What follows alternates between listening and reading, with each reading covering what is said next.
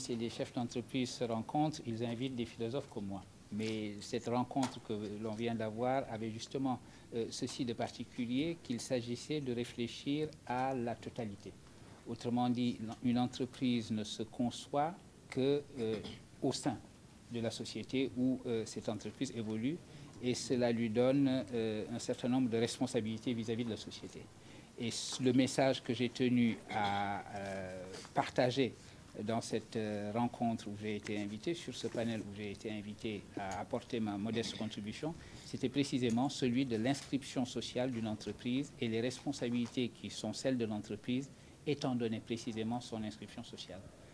Autrement dit, tout ce qui est réglementation, tout ce qui est orientation, tout ce qui est exigence de solidarité, tout ce qui est exigence d'un respect de l'environnement, etc., toutes ces choses sont importantes et toutes ces choses sont la manière pour la société de rappeler à l'entreprise son inscription sociale et la responsabilité qu'elle a vis-à-vis de l'ensemble de la société. Vous avez raison de dire que c'est un défi, le défi de la stabilité. Les entreprises, les investissements détestent évidemment l'incertitude. Il y a une incertitude inhérente aux affaires, de toute façon, ça c'est un fait. Mais les incertitudes qui seraient des incertitudes liées à des changements politiques, cela effraie l'investissement. C'est la raison pour laquelle la stabilité est quelque chose d'extrêmement important pour être précisément un espace attractif pour les investisseurs. Alors la stabilité, vous pouvez essayer de l'avoir par le despotisme. Si vous êtes un État autocratique, vous pouvez considérer que vous avez la maîtrise du temps.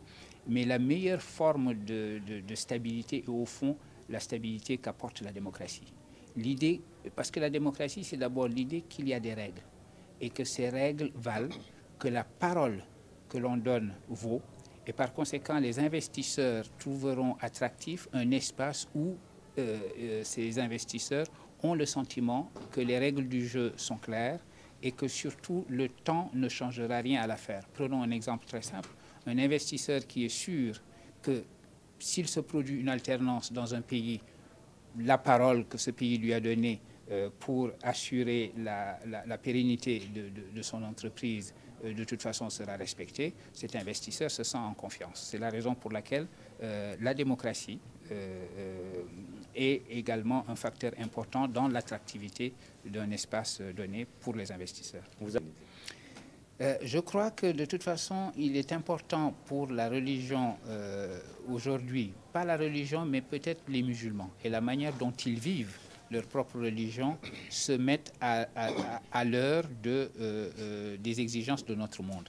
L'islam a toujours été une religion en prise sur le monde parce que précisément c'était une religion qui est née comme la volonté d'inscrire la justice sociale dans le monde.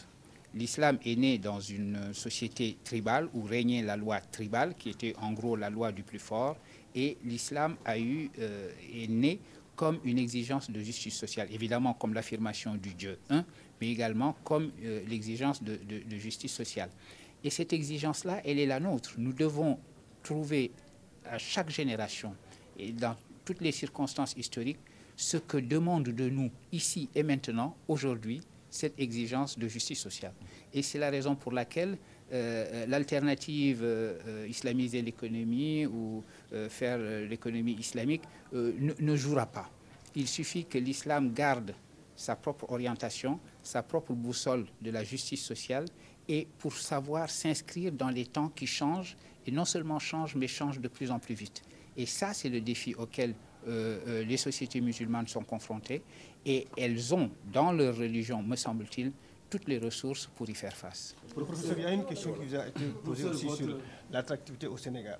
Vous n'avez pas peut-être répondu à la question carrément. Oui, alors quand on m'a demandé si je trouvais le Sénégal attractif, j'ai pu répondre, puisque nous savons que c'est tout à fait récemment, hier je crois, que cette note que nous attribue Moody est sortie disant que nous sommes passés d'un B+ signifiant stabilité à un B+ encore plus positif que le simple fait d'être stable. Nous sommes donc voilà un instrument de mesure qui dit clairement que nous sommes un pays attractif. J'ai tenu également dans mon propos à aller au-delà de ce qui est ainsi quantifiable pour dire que l'attractivité, c'est également un profil général du pays. Dire de notre pays qu'il est pays de la Teranga, c'est une chose importante. Encore faut-il donner un contenu très précis à cette Teranga. Et l'hospitalité, le sens de l'humain, qui sont toutes choses difficiles à quantifier, non quantifiables, qui n'entrent donc pas dans le calcul de cette notation de maudit. Ça aussi, c'est très important pour parler de l'attractivité d'un pays. Oui, je crois que j'ai envie de faire cette corrélation parce que la notion d'Ubuntu est une notion essentielle aujourd'hui pour nous. Vous avez raison de dire que c'est un concept sur lequel j'aime beaucoup revenir. Comment est-ce qu'on peut traduire ce mot Bantu de Ubuntu? Une bonne traduction serait de dire ça consiste à faire humanité ensemble. Et il me semble effectivement que c'est une chose dont notre époque a besoin. Notre époque est déchirée, fragmentée par des ethnonationalismes, des tribalismes de tous bords, qui font par exemple que parfois des élections se gagnent aujourd'hui malheureusement sur la capacité à faire peur, la capacité à désigner le migrant, l'immigré comme un bouc émissaire, etc. Et ça, ce n'est pas bon, c'est une fragmentation.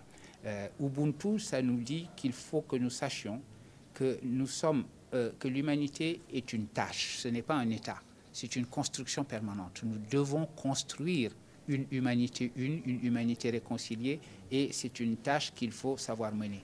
Et le deuxième aspect de ce que nous dit Ubuntu également, c'est que l'humanité, cela se construit dans la réciprocité.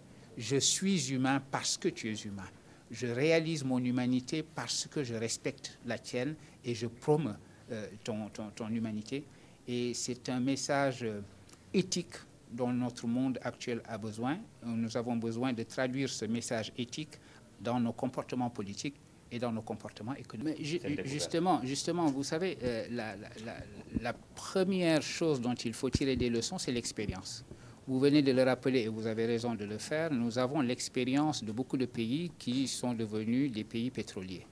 Et nous pouvons tirer des leçons de ces expériences-là, à la fois directement, si ces expériences sont positives, ou indirectement, si ces expériences sont négatives. Nous savons ce qu'il faut éviter. Pendant très longtemps, nous avons été un pays avec très peu de ressources naturelles et nous avons tiré avantage, en quelque sorte, de cette situation-là en étant une économie diversifiée. Nous savons qu'il nous faut garder le caractère diversifié de cette économie et ne pas faire du tout pétrole ou du tout gaz et d'entrer dans une espèce de bouteille qui nous ferait perdre les avantages de notre économie diversifiée. Mais nous avons, et je suis heureux que notre pays ait décidé qu'il fallait la concertation la plus large pour réfléchir ensemble sur les orientations qu'il fallait donner, parce qu'en matière d'expérience, bien que nous n'ayons pas été jusqu'à présent un pays pétrolier, un pays gazier, nous avons quand même un capital d'expérience. Je vous donne simplement un exemple. Le Premier ministre Mamadou Lamine Loum a fait partie d'un groupe restreint de personnalités qui était chargé de conseiller le Tchad à un moment donné dans la gestion de ses ressources pétrolières. C'est la Banque mondiale qui avait mis en place ce groupe où il y avait le président Loum, il y avait mon ami anthropologue Jane Geyer, tout un ensemble de personnalités. Ça veut dire que nous avons ainsi un capital de réflexion sur la meilleure manière de gérer ces ressources-là.